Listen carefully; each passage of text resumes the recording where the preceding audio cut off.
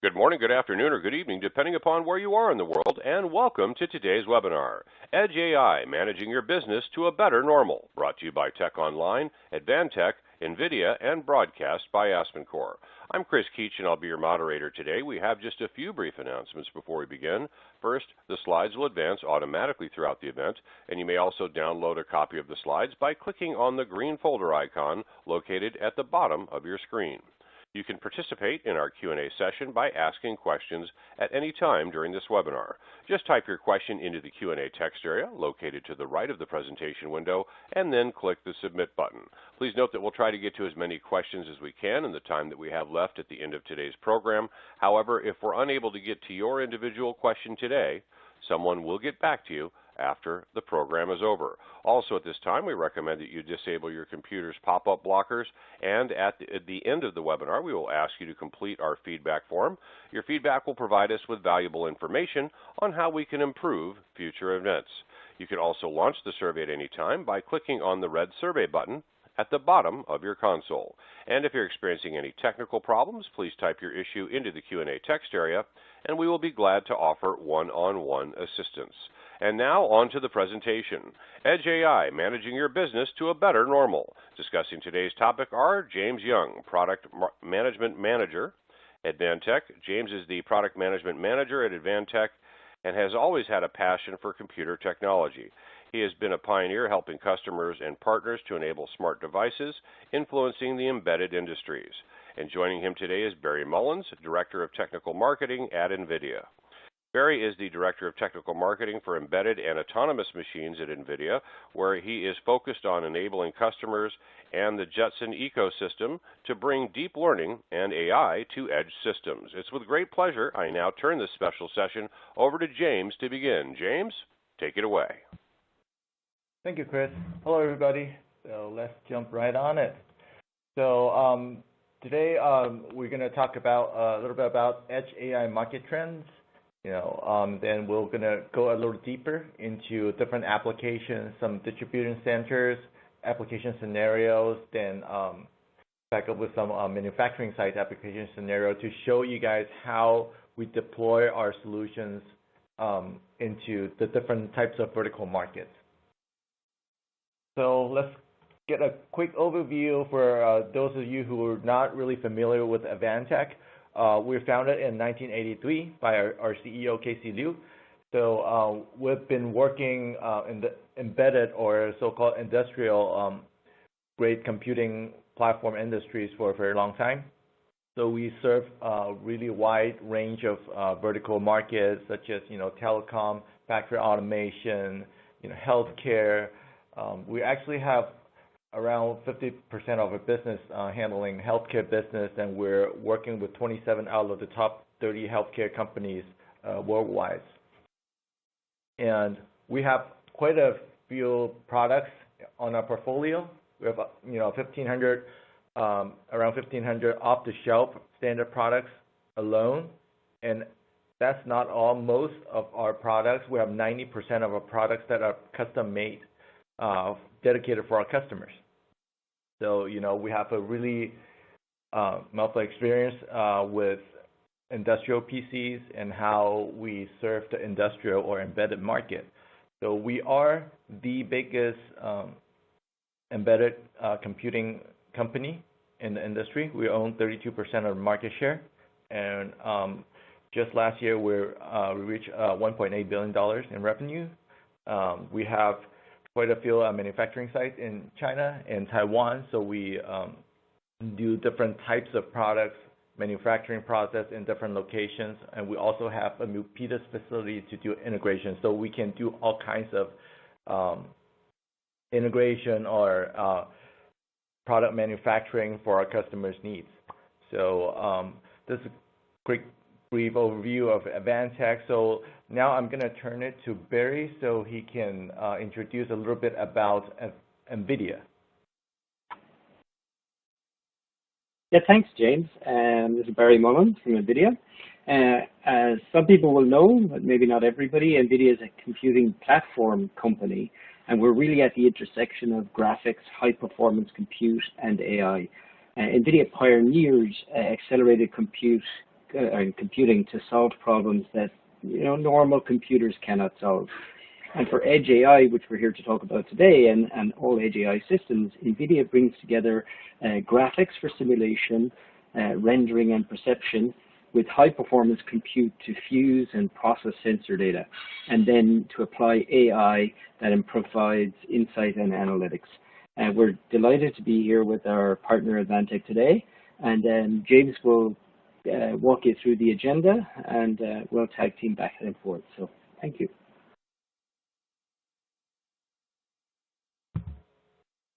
All right. So let's jump into the Edge AI market trends. So first, we'd like Barrie to help explain a little bit about the AI Edge market from the NVIDIA perspective. Yeah, thanks, James. So here are 2 data points that I pulled from ABI Research, just showing the predicted growth of AI at the edge.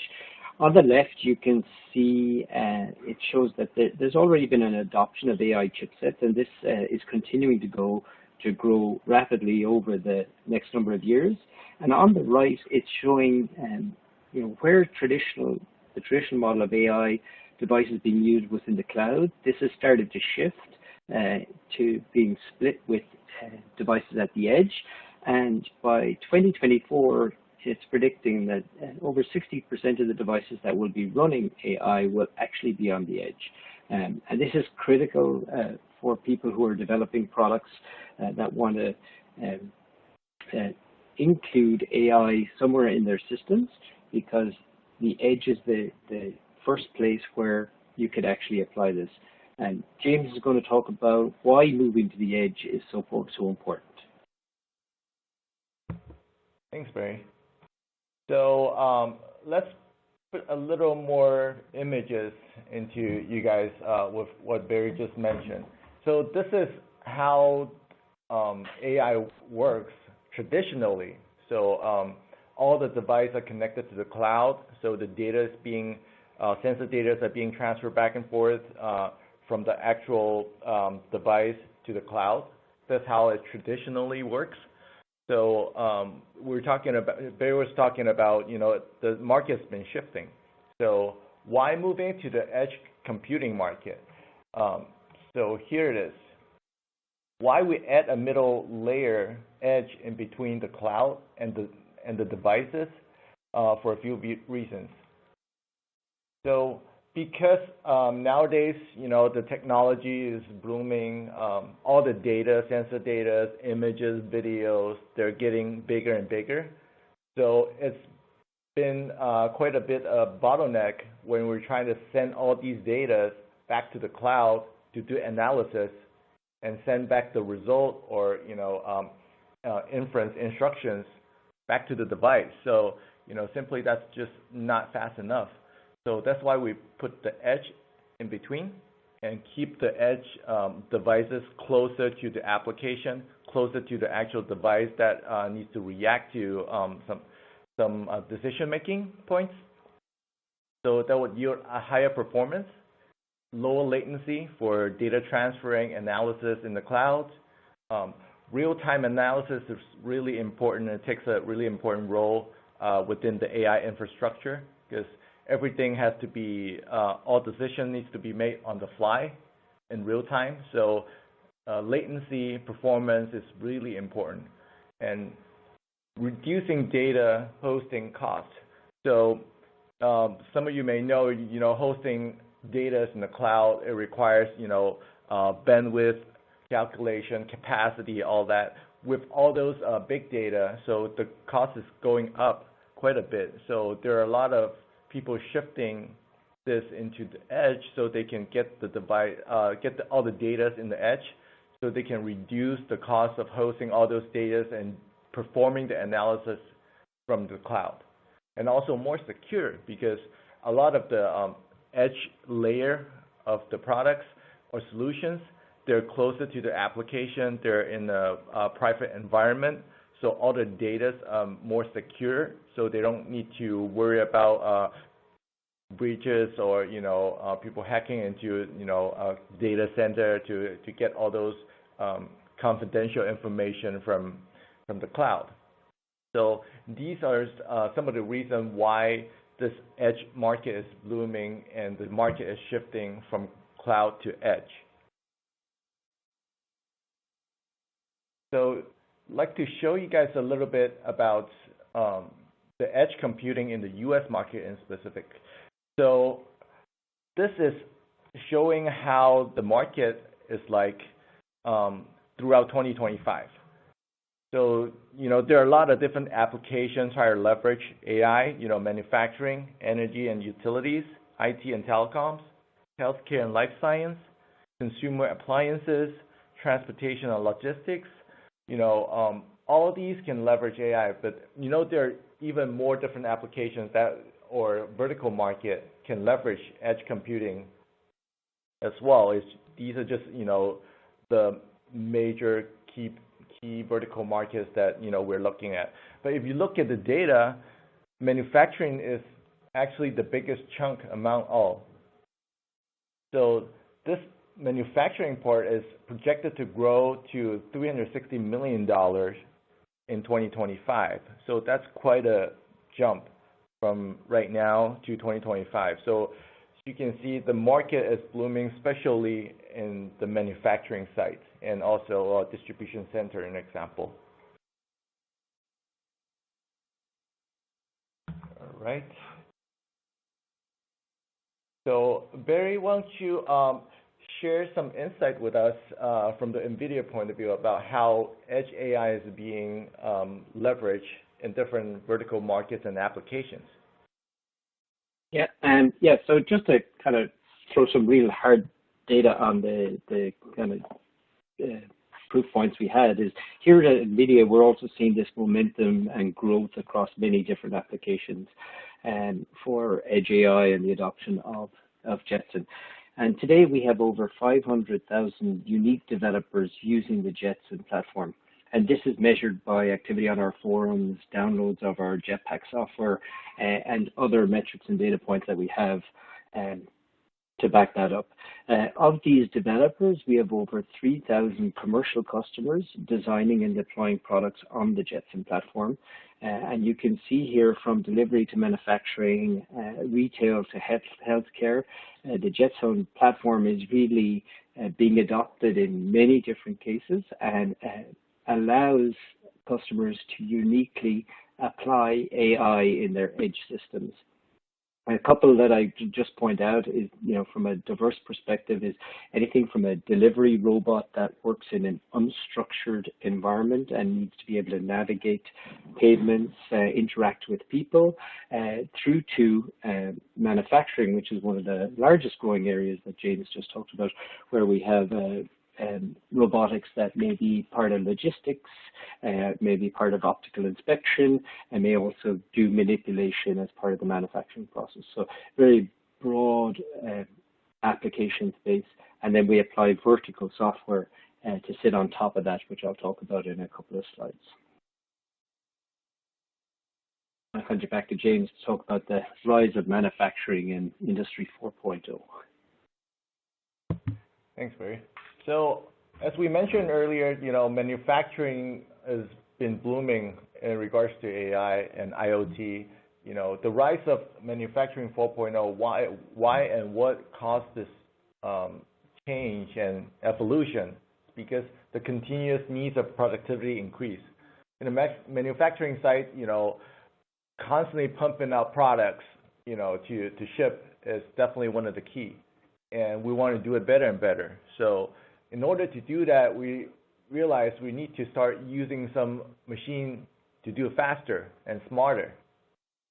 So that's one of the reasons why AI is getting involved into this vertical market and connect all the IoT devices together to make everything better. And autonomous machines and performance require different types of processor. What does that mean? Because back in the days, everybody's using Intel x86 platform to do all the computing needs.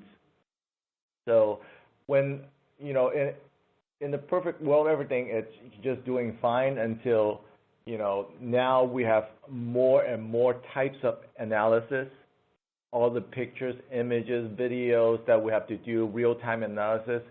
CPUs are powerful, but NVIDIA's Jetson platform or even the GPU solutions, they are dedicated to do a specific task. So I would always rephrase this to if you go to a doctor, you go to a family doctor versus a specialist. A family doctor can always, do the job, but if you go to a specialist, they're dedicated on doing diagnosing that particular disease or whatever. So they're, specialists. So they do a better job. Doesn't mean the CPU can't do the job, but from the NVIDIA point of view, GPUs and Jetson platform can do it better. So that's why NVIDIA is growing huge and wide with this particular vertical market in respect to AI. So basically, some of the references for you guys. NVIDIA Jetson platform can address a lot of AI inference needs to do a lot of real-time decision making, local analysis and insight, so you don't have to transfer all the data to cloud and get sent back after it's being analyzed. They're all small form factor and power efficient. If you were to compare, using big 1 to 4 U servers, using CPU performance to do those analysis, those are much bigger solution and much more power hungry. And so all Jetson platform are really low power consumption. They can be embedded into a really small box computing devices. They're really small form factor. And also we can reduce the manufacturing downtime because one of the key applications of manufacturing site or even distribution center is predictive maintenance. So in a manufacturing site, there are so many different robotics machines that there are, IoT, they're all connected to the internet. But when or how do you know if the system is going to break down? Whenever a manufacturing site is going down, the manufacturing site is losing a lot of money. So we want to make sure we reduce the downtime to make sure we optimize the whole process of the manufacturing site. So that is really important. So here we're going to shift gear a little bit to talk about warehouse robotics. So other than manufacturing site, one of the key driver of this vertical market to have the AI and all the IoT devices grow is warehouse robotics. So when we use all those robotics in the warehouse, why do we need to get AI involved into the picture? Because a lot of the time things can get smarter with AI, so the machine can actually learn from mistakes and optimize the whole process. So that's why AI is being really popular in the warehouse robotics vertical as well. So here's just to show you some data on how the market is going to grow globally. So if you take a look at the bars, North America is actually taking the biggest chunk among all. And this is projecting a 7% annual growth through 2025, and we're projecting it's going to be $5.96 billion of a market when we get to 2025. So it's a huge market for AI at the edge.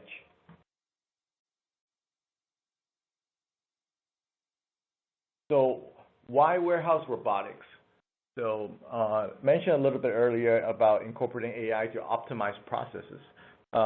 In the warehouse, nowadays or back in the days, there's still a lot of manual work. We need humans to walk the floor, to pick the products, to carry out to the shipping department, anything like that. It takes a lot of time and it's not optimized. Now we can utilize AI, utilize robotics to help us pick and carry all the products to the shipping department so we can ship it out faster. So that's one of the reasons why AI is popular in this particular vertical.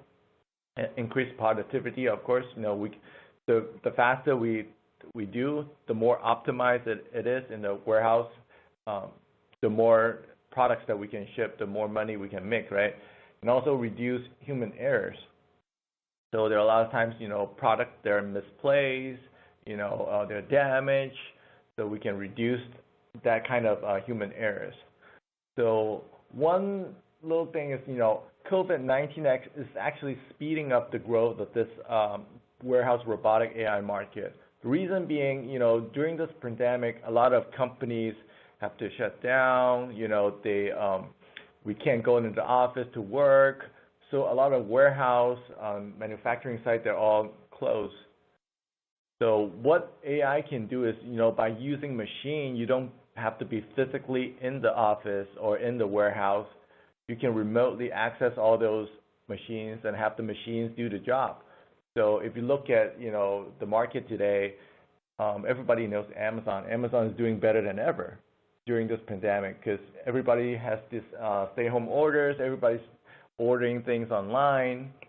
So this is a growing market for, e-commerce. So a lot of these AI machines are being developed and being deployed because of this purpose. And a lot of companies if they're not already implemented with these types of solutions, they're also looking into it because, they want to make sure they prepare for, whatever happened next.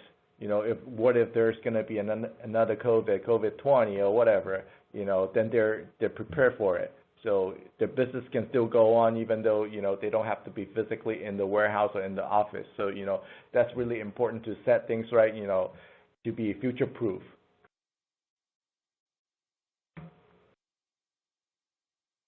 So Barrie is going to share a little bit about the system requirement for the Edge AI from the NVIDIA perspective with us.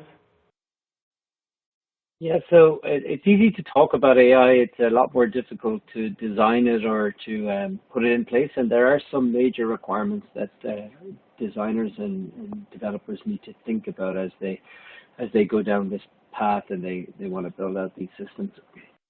And the first one we get a lot of feedback from, and over the last number of years, because we've been growing this business with many different customers, as I said, 3,000 different customers designing unique platforms, is the first thing that they figure out is that they need a platform that can support many different types of neural networks, and that the complexity of the neural network may start off pretty simple, but that it grows over time.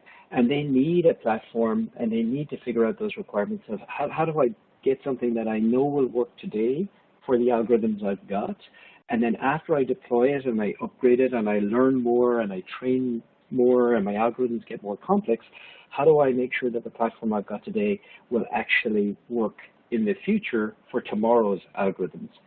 Because AI is something that is always developing. The algorithms that you have today and the performance of those algorithms will change, and the capabilities will change, and the feature set will change, and it'll change quite rapidly. The other one that we get a lot of feedback on from a requirements perspective is people are looking for a system that accelerates all steps in the process, not just the neural network piece or the AI piece. And if you just do inference and accelerate that, that doesn't help you solve the system problem, where you want to be able to get everything from the sensors, the data to be fused, to be compressed or decompressed, depending on where your data is coming from, and to be able to take images that are dewarped and scaled and get them into the inference engine so that then you can appropriately classify, detect, or segment what you're looking for. And then once you've processed that locally in real time at the latencies you require, you then may need to push some of that data as metadata, or you may have to push all of that data to be stored for reference later and for post-processing. And you need to be able to accelerate this whole pipeline at the same time as doing live inference with the system requirements. And that's not a simple thing to do either. And the last one that our customers are telling us, and this is growing rapidly, is the ability to be able to deploy and manage edge AI systems at scale. It's not just about, hey, can I develop the inference algorithm, or can I support the algorithm and deploy it and upgrade it in the future? It's I have an algorithm that's running, and let's say it's running on a robot in a factory today. Then I gather more data during that manufacturing day while that robot is running. Now I learn something new. I want to be able to upgrade my algorithm and deploy that, and I need to be able to push that back out to the robot as soon as possible. Not likely during the same day, but potentially overnight or for production the following day. Similarly, you will have products that will have, in a manufacturing environment, changes to the manufacturing process, and they need to be able to adapt very quickly. You can build all of that in your model, and then you need to be able to deploy that quite quickly. And not just to a single device, but potentially thousands of devices that are distributed across not just a single manufacturing floor or a single hospital, but over many manufacturing floors or many different hospitals if you're in a healthcare environment and so on. So this one on the right, deployment and management at scale, is becoming a much bigger challenge and is being thought about right at the design in concept stage rather than later on in the process.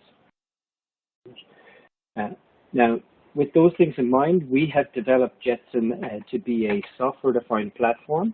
And the reason we've done that is because making it a software-defined platform solves many of the problems we just talked about, but also gives you a lot of other advantages. And to make it a software-defined platform, our Jetson is made up of multiple different levels. At the bottom, you see the kind of Jetson, that's the hardware platform. So any of the Jetson Advantech boxes you buy are designed and built with the modules inside and all of the peripherals and capabilities required. And then you can put all of this software stack that comes down on top of it. And our Jetson software stack is called Jetpack. You see that over on the left in that. And then within Jetpack, we're able to take advantage of all of the CUDA accelerated software that NVIDIA has built, whether it's for deep learning or multimedia, whether it's for accelerated for computing or even computer vision. All of that CUDA accelerated stack leverages underlying CUDA code, underlying Linux operating system that comes for Jetson, and allows you to accelerate anything you code at that high level on the hardware underneath. And it's the same software across all of the platforms or all of the modules and boxes that you would obtain. And the reason being is you compile your application for your target module, and it will know, the software acceleration and the CUDA acceleration piece will know, I've got these engines and this capability, I've got this video pipeline and these capabilities. I'm going to use those if it's in a Jetson Nano, or it'll have different features and different engines and capabilities if it's in a Jetson Xavier, and it will compile and target those. Not only do we just provide the software associated with that, but we work closely with a lot of the ecosystem to integrate sensors, and they write a lot of software for their drivers to integrate back into the Linux operating system that we provide. The Linux operating system is a version of that you can then optimize for deployment at the edge. We provide it as a full developer platform on Ubuntu. It's a full desktop Linux, but you can optimize it, and most of our customers from an edge-based perspective do optimize that down to what they need to be able to deploy with the libraries on top of it. And then they do that in a very scalable way with a lot of cloud services and capabilities that we've built into these tools. We layer on top of Jetpack some vertical market SDKs, and DeepStream, which is for intelligent video analytics, and Isaac SDK, which is for a robotics platform. I'll talk a little bit more about both of those in a few slides. And then what we see is our partners and ecosystem building on top of that, a lot of the AI services and capabilities that are required for the different vertical market applications. So this is all software defined. Underlying, you can leverage all of the different hardware from NVIDIA, anything from our server-based cards right to our edge-based Jetson platforms. So this is critical to the success of AI at the edge. And with that, I'm going to hand it over to James, who's going to walk you through some of the actual use cases and scenarios that they have seen and been successful. Thanks, Barrie. So let's dive deeper into the distribution center on what we can do and how we deploy our AI solutions into this particular application or vertical market. So here are some of the pain points from the warehouse perspective.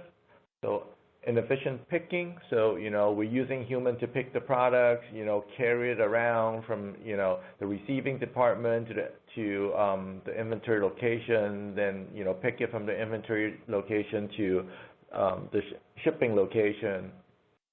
That's insufficient. So that's why warehouse is trying to utilize different kind of robots to do the job. That's faster and safer for employees. Second is incorrect inventory reporting. So a lot of warehouses relying on humans to do physical counts from time to time. So a lot of times, when products are misplaced or, they're damaged or, human errors, there's always going to be discrepancy from the inventory report versus, what they physically count. So with AI, we use the camera devices, to grab those data and analyze those data to do calculation on the inventory, which makes it a lot more accurate and precise.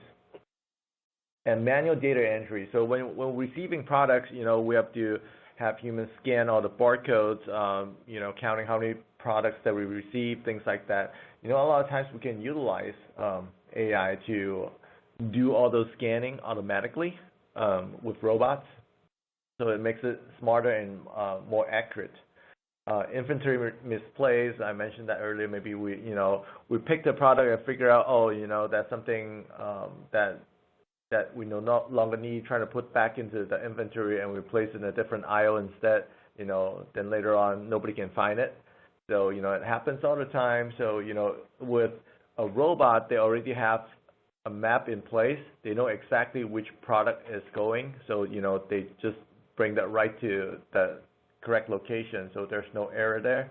And employee safety, so as I mentioned earlier, they use a lot of humans to walk the floor, to pick products, to carry the products, so it generates a lot of safety, even safety concerns, even though some of the warehouses, of course, most of the warehouses nowadays are using forklifts, but there's still kind of safety concerns.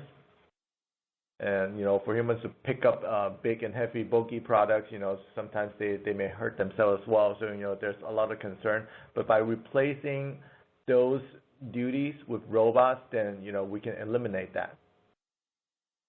So how AI can help? So all these autonomous robots, it can help for picking products, packing, inspecting, and even more, to do shipping and things like that. So there are a lot of different ways that we can leverage AI and robotics to help in the warehouse market. And smart data entry. Oh, actually, let me jump. Smart inventory counting. So as I mentioned earlier, we're using cameras. Capture all those images, and from the image, we utilize the AI edge device to count all the inventories without people actually going onto the floor and do actual counting.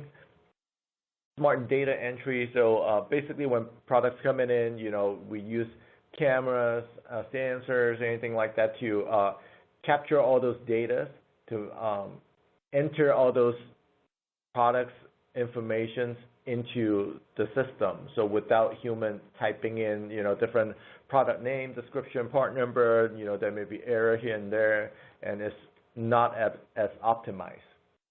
And inventory location tracker. So once you have a system with, AI, you can have all those inventory knowing where exactly the location is. And each of those logistic robots, they already have that map in place, so they know exactly where to go and how and what's the quickest route to go to pick the product. So that's why AI is playing a really big role in warehouse. So here I'm going to hand it over to Barrie to talk a little bit about NVIDIA, how NVIDIA enables robotics. Yeah, so I talked about it earlier on from a software-defined platform that we build the stack up from the bottom. Here on the bottom, you can see that unified architecture. They are our Jetson hardware platforms, and they are able to benefit from all of the CUDA accelerated software that goes down on top of that. And we have many different tools that are available in that space, and some that are specific to robotics. They leverage a lot of TensorRT, cuDNN, CUDA acceleration software, or RTX software for ray tracing, and then the physics for the actual physical environment and understanding and translating that. On top of that, we layer our Isaac, which is a specific platform for robotics. We have an Isaac software developer kit that gives you 3 different areas to work on. It's really about computational graph and messaging and CUDA messaging to be able to communicate and develop the flow for the robot. It also comes with visualization tools to be able to see what the robot sees and understand and interpret the data that's coming in there. And then we have full Python APIs for developers and a ROS bridge to be leveraged by anybody that's using the robot operating system, and that's it's fully integrated with that. We layer on top of that what we call Isaac Gems, which are accelerated software libraries for dedicated tasks. Some of those tasks include segmentation using deep neural networks, or object detection and pose detection estimation. Again, using our DNNs, we have everything from stereo depth sensing to visual inertial odometry. We have reinforcement learning and many different libraries that sit in there that can be used as individual libraries or can be used as part of that whole software stack. And the last part of the Isaac platform is our Isaac Sim environment, which provides you with a full simulation environment that can be visually accurate. It can include domain randomization and scenario management, including all the models for your sensors and your robots to see how they look, how they act, and how they behave in those environments, and how they adjust to the various different objects, people, and other things that may exist there. We also support that simulation, not just from a software perspective, but also for hardware in the loop, so that you can actually run your simulation environment, run your target operating system with all of the robotic software on top of it on the Jetson hardware platform, and see how the two interact. And then, of course, you can run the hardware independent of that to ensure that it works independent outside of the simulation environment. We also support models for manipulation, and you'll see this whole Isaac platform grow over time with new capabilities and new libraries and so on being added. But this is a great place to start. You can start with your Advantech Jetson boxes at the bottom with the standard Jetson Isaac or the Jetson SDK, and then you can layer on top of that the Isaac SDK for the Isaac engine with some of the accelerated software gems. And if you have roboticists that work and develop all of the use cases and want to test them, Isaac Sim is the place to start. So I think now we're going to transition a little bit from robotics to just some of the warehouse data, and James is going to walk you through how a system might be put together and how it works on a day-to-day basis. Thanks, Barrie. So here we want to show you a little bit about a simple infrastructure, how we set up the full infrastructure to enable AI in a warehouse. So here we start off with, one on the left-hand side. We also have a lot of sensors, a lot of cameras so we can collect sensor data or images or videos. So these cameras or sensors, they're all connected to the Inference machine, which is powered by the NVIDIA Jetson platform. So these data goes into the Inference machine, and they will make the on-the-fly decision, do whatever it needs for that particular application. But how does the Inference Edge AI system knows what to do, and how to react, or what to react? So the power behind it is because all the data are being sent back to the backend. So all these sensor data, images, they're all uploaded to a backend servers. So these backend servers, there are two different separate servers in the backend. One is for data analysis for your overall warehouse needs, or inventory counting, optimization, anything like that. But the most important part to interact with the Inference Edge device is number 5, the training model. So all these sensor data and images are being sent over to the deep learning machine, and that deep learning machine will generate the training model that gets sent over to the edge device. So that's how the edge device would know how to inference with all the data and images in the front end. And Barrie mentioned a little earlier about how these machines are not just doing the job and just go by every time it's the same thing over and over again, but the machines are actually evolving. The reason behind this is because that's also the powerful part of AI, is because this is basically from 3 to 6. That's an infinite loop. Basically, the more the machine is being worked on or being utilized, the smarter they are. The more data that they collect from the Inference Edge device, the more data they get sent back to the model training machine. So the deep learning server can generate a more precise or smarter training model that gets sent over to the Inference machine. So it's basically an infinite loop. The machines are getting smarter and smarter based on experiences. So that's the most powerful part about AI. Here we just want to share a little application that we found successful in this particular market. So this is just an example of how factory would deploy a so-called autonomous transportation robots. So these are just logistics robots. They run around the floor, replacing human beings to walk on the floor to pick up products. They can identify obstacle and avoid hitting something on the floor or hitting the aisle or anything like that. They can avoid all those, and they because, as I mentioned earlier, they have all the maps within the data sets, so they know the fastest and most optimized route to go pick up the right products for that particular order. And also because these robots are mobile robots, right? So they're kind of being charged every day to be used. So power is one important part of this whole solution.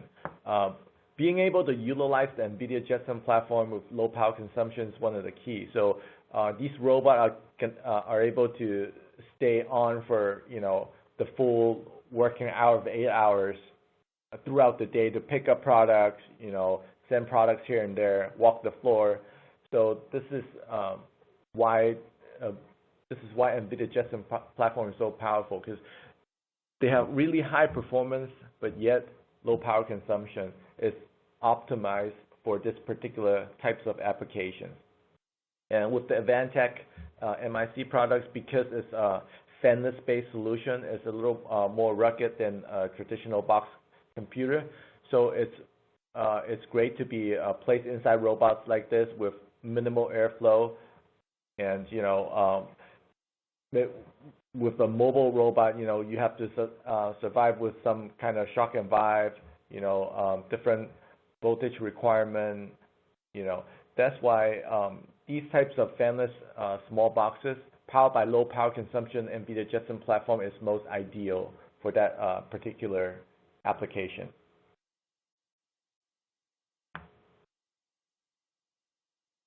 So next, we're going to talk a little bit about manufacturing sites instead of warehouse. So we're going to jump right into it. So here are some of the pain points for the factories. So information challenges. So nowadays, all the factory machines, they're all pretty smart.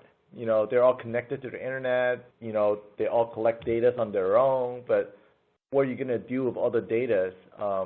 They're not being consolidated.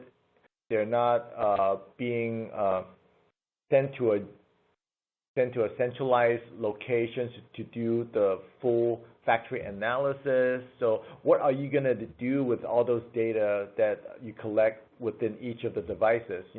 That's the information challenges that they may have. They may have a lot of data that can do a lot of powerful things, but there's nowhere for them or no solution for them to utilize all these data. And equipment maintenance and upkeep. So each devices or machines in the factory, they all have the wear and tear. So how do we know when to perform maintenance, or how do we know when they're going to be down? Then we need to avoid. So AI can help with that. Workforce shortages. So warehouse and the factories, they all rely on skilled workers. Sometimes it's going to, sometimes for factories are really challenging to find a workforce that's talented or skilled. So sometimes by utilizing robot, they can do the job because you basically tell them exactly what to do and they'll just do it. So it's sometimes it would be a wise choice to utilize machines and robots to do the job. And safety hazards as well. So mentioned earlier in the warehouse scenario, people walking around the floor in the factories, they touch all the machines. Sometimes they get hurt. So it would be better if we utilize more machines and try to avoid using humans, minimal human touches to all the whole manufacturing procedures to avoid any safety concerns.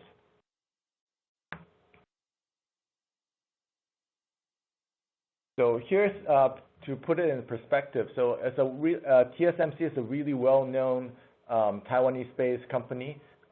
They had an issue back in 2018. Their factory was down for 3 days, and it cost them $255 million. So that shows you how big of an impact when the factory is down. So just trying to put things in perspective, how AI can save the factories a lot of money and time regards to downtime. Here's how AI can help. We touched base a little bit already. We have predictive maintenance to know when the machine needs to perform a maintenance and when the machine is about to fail, so you can replace parts or maintain it ahead of time to reduce factory downtime. Automated optical inspection machine, AOI. We're going to touch base a little bit deeper into that in the next slides. Data analysis.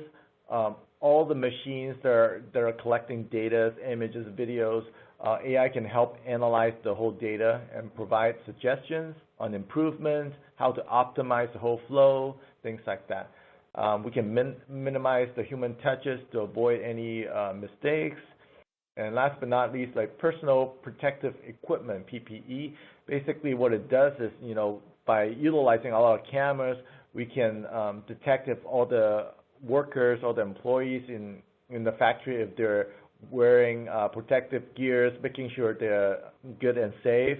AI can detect that and, provide different warnings to the warehouse manager. Hey, some folks are not wearing gargoyles or anything like that. That may be dangerous. So that can send out some alerts to the manager so they can, go to the floor and ask the employees to, pick up the protective equipment, make sure they're enforcing, all those goodies to keep everybody safe.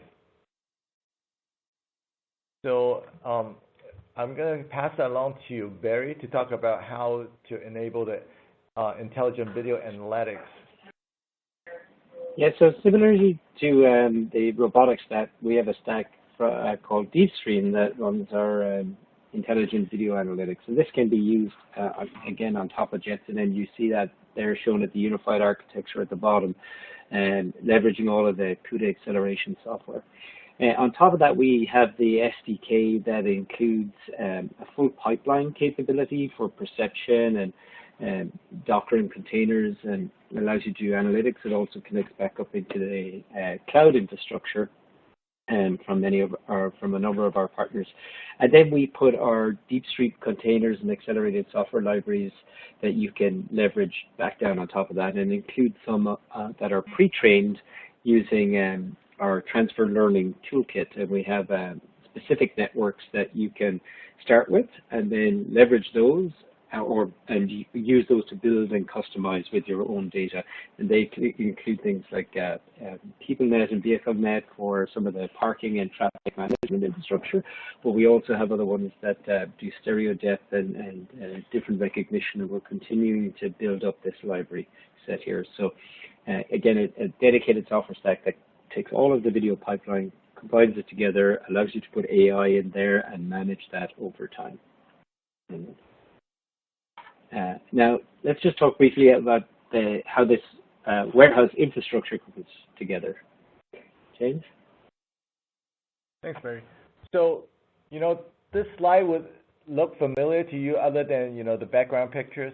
So basically what we wanted to tell you is the AI infrastructure is all the same among different applications or vertical market. You would collect all the data, send it to the inference machine, then get sent to the backend servers to do analysis, and also to send all the data back to the training model to improve the training model and get the machines to be smarter and smarter over time.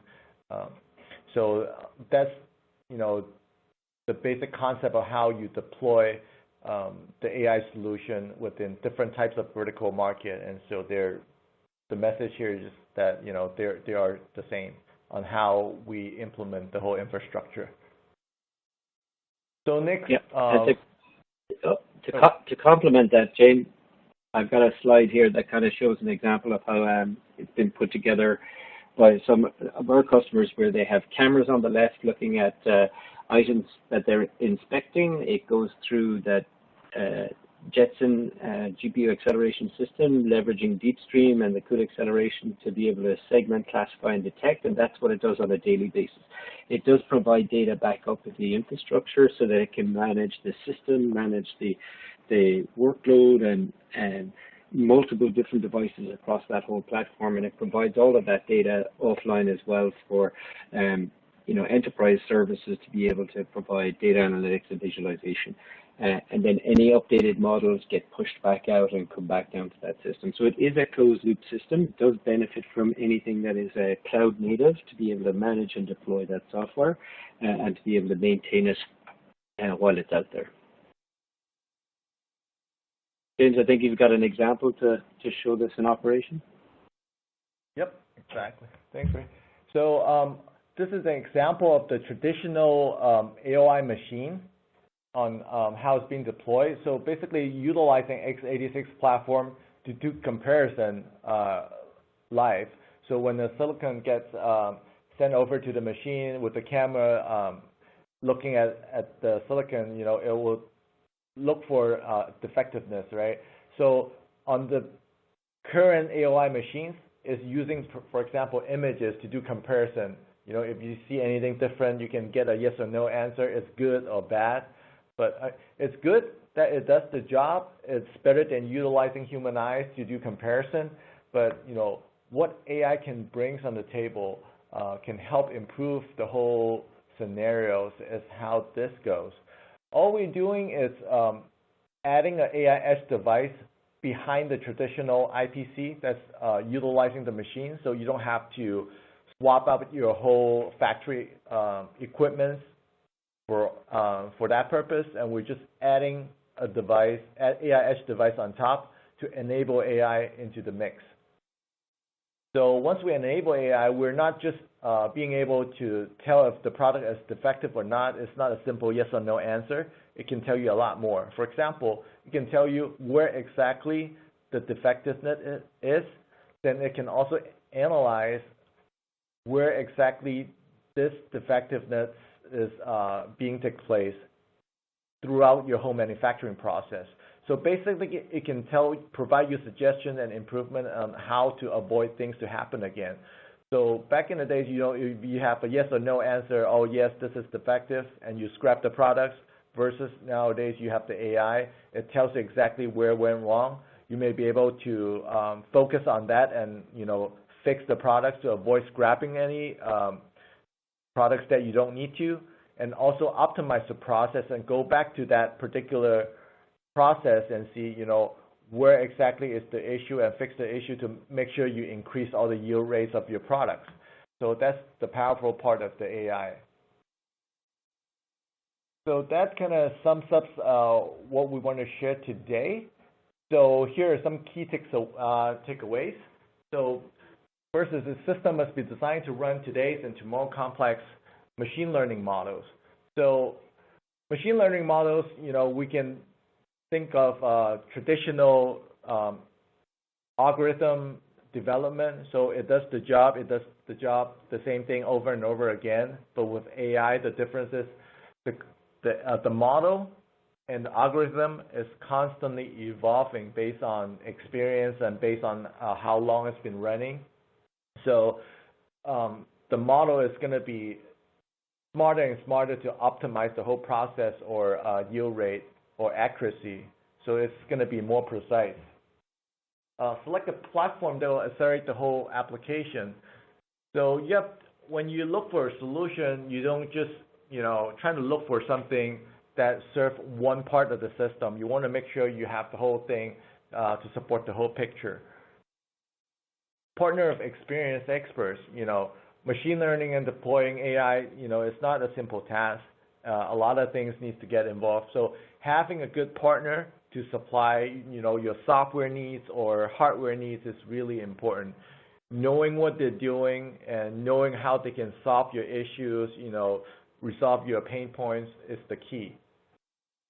When you think of, last but not least, when you think you're done, you're not, because for AI, it's constantly evolving. So you're basically set for the future. Your product is going to be, your solution is going to be smarter and smarter in time when you utilize them to collect more data. More data generates better training model, and better model yields better results. And it's an infinite loop, and it's just going to be smarter and smarter and better. So last but not least, most important, high quality, customizable, and no surprise changes are the key core values of Advantech. So that sums up the presentation. So right now I'm going to hand it back to Chris to help us in the Q&A section. All right, thank you, James, and thank you, Barrie, for a great presentation. We're now going to move on to the question and answer portion of our event. As a reminder, please fill out the feedback form that will open up at the end of the show. Thank you in advance for filling it out. Your participation in this survey allows us to better serve you. Again, we just have a couple of minutes left for some questions. If you'd like to participate, just type your question into the Q&A text area and then click the submit button. If we don't get to your question today, someone will get back to you after the program is over. And so looks like we have our couple of questions here that we can get to. Is Jetson being used in the energy and or electric gas utility industry? Hey, Chris, this is Barrie. I'll take that. Yes, we see it being used in the energy, electric and gas industry and the oil industry as well. A couple of different areas. It's used on pipelines for optical inspection, monitoring, and safety. We also have it used in optical inspection of transmission wires and turbines in the electric industry and things like that. So there's many different areas there. Also, from a safety perspective, a lot of our customers are putting in edge-based camera for object detection, so they can detect people, animals, or objects that might be in a restricted area. It can also control and monitor that from a and maintenance perspective to make sure that maintenance is carried out at appropriate times and so on, and a lot of that is being automated. There are other ones as well that are actually being done inside in the factories as part of the whole process. Many of that has been done not necessarily at the edge, but actually in much larger servers that are deployed at the edge, and not just in the smaller devices that we have. All right, and then we've got one other question here. What level of customization does Advantech offer for these Jetson platforms? So Chris, this is James. I'll take that question. So from the Advantech point of view, we take the full spectrum of customization. We can do anything from, off-the-shelf products with zero customization all the way down to a full, fully custom-made solution that's made from scratch, designed from scratch for our customers. So it depends really on your particular needs, and depending on your schedule to deploy the products, we can then define how we utilize our standard off-the-shelf products, or make minor tweaks to our standard off-the-shelf products to do a spin-off, or we can do a full-blown custom parts to supply for your needs. All right, well, thank you, James, and thank you, Barrie. That looks like all the time that we have for questions for today. Again, if we did not get to your question, someone's going to get back to you after the program is over.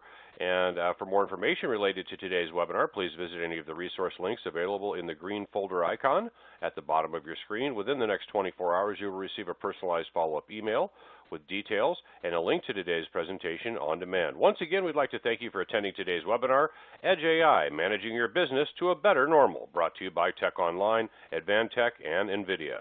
This webinar is copyright 2020 by Aspen Core.